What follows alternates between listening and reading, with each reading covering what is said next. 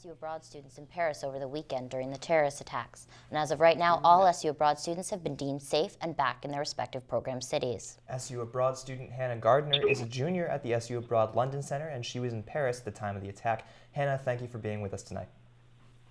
Great to be here. So where were you in relation to the attacks on Friday? I was actually in my Airbnb across the river from where the attacks were happening.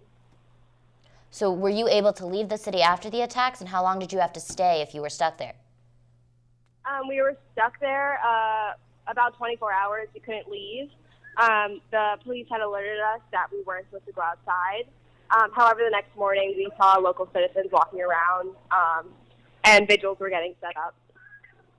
So how did SU Abroad contact the students who were traveling in Paris at the time? Well, there was a school trip in Paris at the time, so the chaperones that were there contacted everyone that was on their trip, and then they started to reach out to students who had filled out a travel form to go there separately. So I was actually there with a friend of mine and her mom, and so we got contacted by the SU London staff in Paris to make sure everything was okay, which was really comforting because it was nice to know that they're reaching out even though we weren't their responsibility at the time. Well, we're glad to hear that. And has SU Abroad banned any further travel to France, or have they held any meetings since the attack to talk about what might happen for the rest of the semester? The SU students came home at regular time. There hasn't been any travel warning not to go back to France. However, with the ongoing situation, I don't think any SU students will want to go back during their time here, just because of how scary it was, and hearing the stories of all the students who had come back, it makes you not want to go back. All right, well, thank you so much for joining us, Hannah, and we're glad to hear you're okay.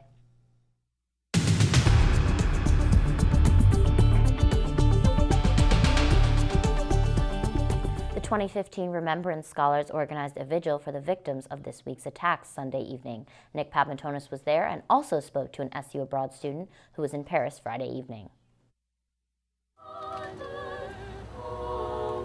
The music was so quiet, our microphone could barely pick it up. So were the speakers, one representing the Russian plane, another the bombing in Beirut on Thursday, and a third the Paris attacks on Friday. Events that happened thousands of miles away, but for students who came, it was a small gesture that had deep meaning. As a citizen of the world and as somebody who has hopes and dreams just like any other human, I can relate to the loss that they suffered.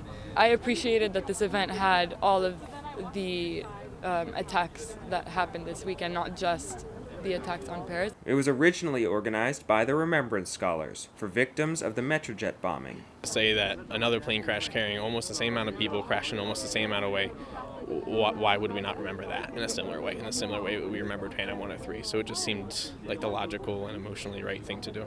Sunday, I spoke to an SU student who was in Paris just steps away from one of the attacks that took the lives of more than 120 human beings.